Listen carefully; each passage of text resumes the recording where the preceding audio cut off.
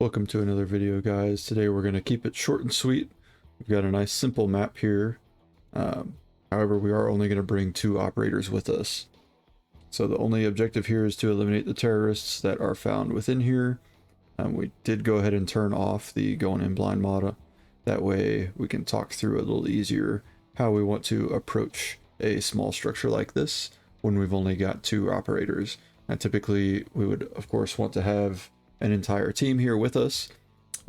As you guys can see, as you are just initially taking a brief look here, once we make entry, there are 3 doors here, and we've only got 2 operators. So that's obviously going to pose a issue for us. But we're going to take things slow. We're going to play it safe. And because we've only got 2, we're not going to rush our way in here. So keep in mind, we're going to bring our guys down here to this door. Get them moving this direction. Now, typically, what we would like to do, if we're going to just manually breach this door, we'd like to have one person on this side of the door, while our breacher is on this side of the door. Now, the reason we do that is because the breacher is going to have an easier time working this door handle right here. Also, we want our first look into the room to be from this side of the room. Now we can see that the door handle is on this side of the door, which means the door is going to swing this direction, if I can draw. So the door is going to swing open this direction. This is where the hinge is going to be. So if we have a person sitting right here, as soon as this door starts to crack open, right? So it's slinging open this way. If we've got a body here with a muzzle pointed this direction, we're going to be able to see into this room immediately as the door is swinging open. So if there's a threat right here, we're going to be able to take a shot right away. As opposed to if we had those guys flip-flopped and the breacher was on this side, he's going to have a breaching tool in his hand or whatever. And if our number 1 man was on this side, he's not going to really see anything until the door swings all the way open. Meanwhile, if there was a bad guy here shooting out, they'd be able to hit our breacher before he gets his gun back up. So if we're going to do a manual breach, that's how we would like to do that. I, however, personally would rather have a explosive breach in this scenario if I can. Just because there's only 2 of us, I'd like a little bit more violence on our way in.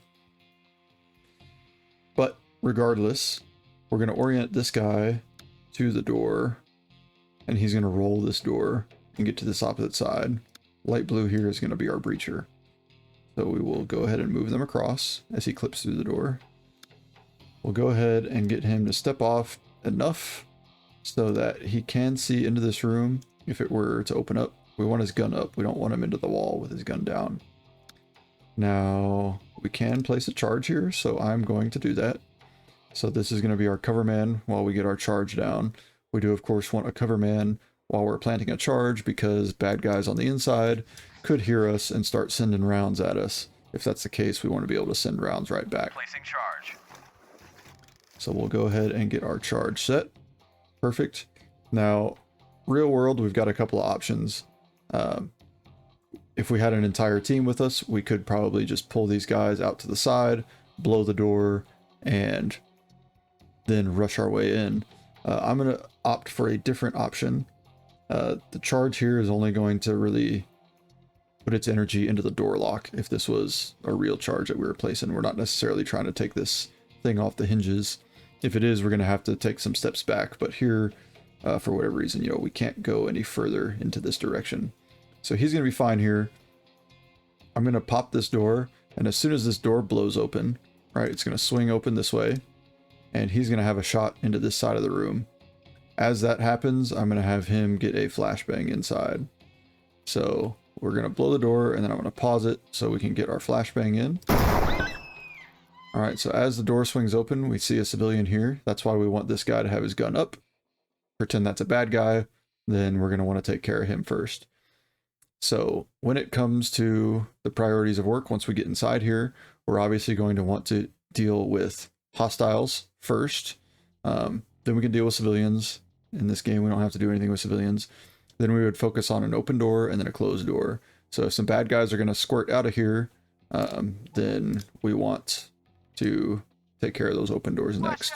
So let's get the flashbang in. All right, so as the flash goes in, we're set up here on opposite sides of the door, which is perfect.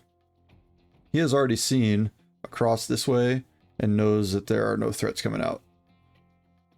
So in this guy's mind, this area is, we're going to say, quote, deemed safe, as opposed to this side. There's a lot of area here for a bad guy to be hanging out. So there's two options when we're coming across this door. We can either have both guys go straight across, that is a little faster, or we can have them do a bit of a button hook.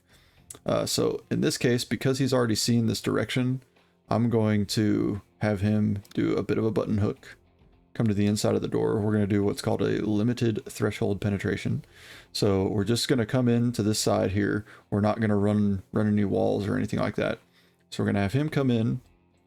As he's coming through, we want him to check this direction, take care of any threats, and then he will collapse back down. As he is moving, which he sees this bad guy in the corner.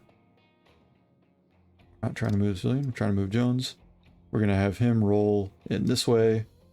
Again, obviously checking this way as he comes in, but then he's going to pick up in this direction. They're here! Alright, so we've taken out all of the threats in here. Now we've got two open doors this direction. We want to immediately swing our guys this way. We got a insurgent who's unarmed, so that's fine. We are at least 1 meter off of each other's muzzles, so we're going to take care of these threats as they continue to come out. Now, obviously, we do not want to throw any frags up into these rooms because there have been plenty of civilians around.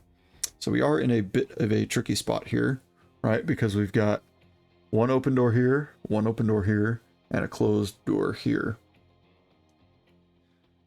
So we're going to have to make a choice on where we want to go first. We really are going to have to let the terrain here dictate what we do next. So if we think about logically which room is going to be easier to clear, it's going to be a little bit easier to clear this room first from the outside with this guy. Jones here can't really move up to get an angle this direction, but it is going to be pretty easy for Brimmer to move across here and work the angles into this room. So we're going to send him across. Meanwhile, Jones is going to be able to continue to watch this direction. All right. So as we're moving to a point of domination here, we're going to continue to have Brimmer watch this room. We're going to try and get him a little bit closer to this wall. All right. So he still can't clear that last bit of the room, and that's okay. We're going to have him hold what he's got. He's not quite poking around from this corner, so if there was someone up here, he's not going to be able to see Brimmer. As we do that, we're going to bring Jones out and around.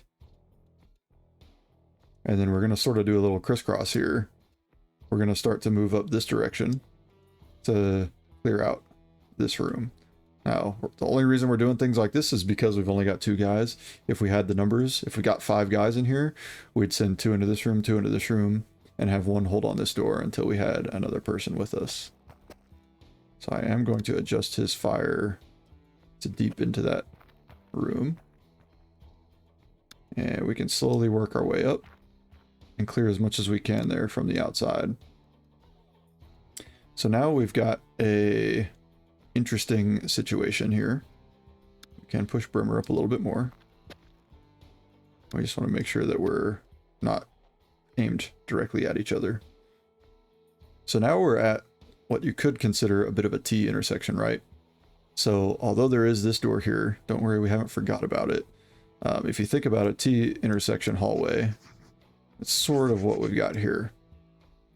So what we're going to do here is just like what we would do on a hallway.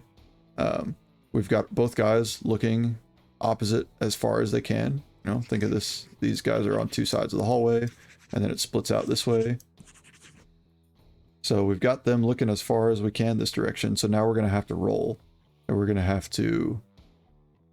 have Brimmer here switch and come this way, while Jones switches and comes this way. Now we can go ahead and have him stop in this doorway and let him continue to clear this out.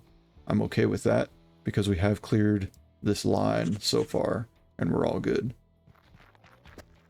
So as you see, when we do that, we switch real quick so that we're constantly giving each other cover on the back. So now this room is clear, which is excellent. We can have Bremer collapse down to this side, make sure that no one pops out of this door. Now this is a small room, and I'm totally fine with Jones clearing this by himself. And this room is clear. So now we've just got one more room to take care of. If I can, I would like to close these doors. I don't know that I really can close the door though. In the real world, it'd be nice to be able to close that door because right now we can't see anything. Close the door. There we go. Yes, please. Not exactly the door I wanted you to close.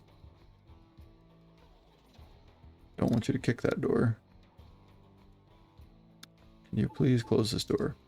I guess we're not going to close that door. That's okay. So same thing as before.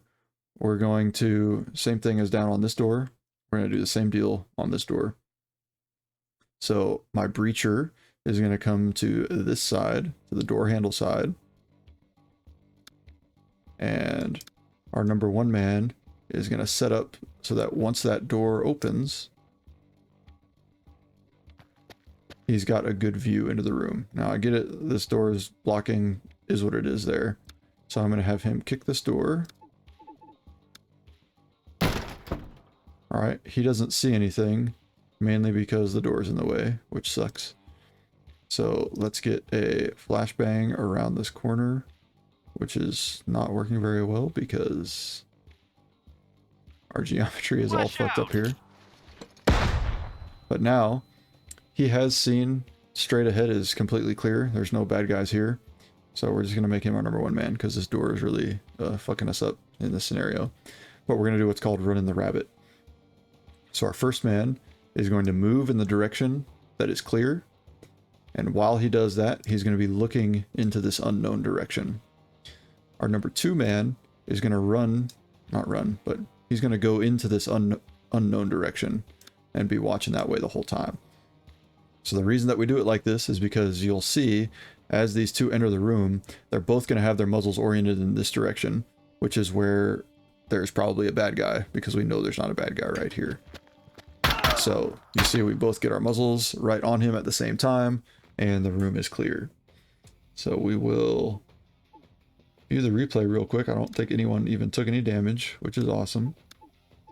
So we'll watch this replay real quick and I will let you guys enjoy that in silence. All I ask is that you guys would please drop a like, subscribe, turn your notifications on. That way you're notified when a new video comes out.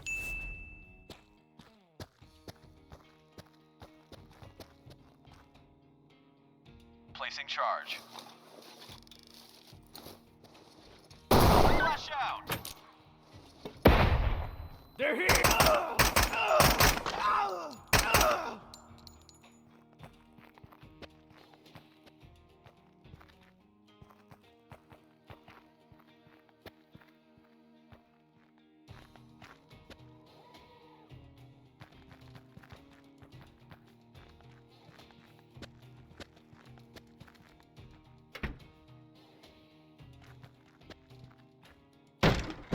Flash out! Alright, hopefully you guys enjoyed. If you did, again, please drop a like, subscribe, turn your notifications on. Appreciate you guys watching to the end, and we'll see you in the next one.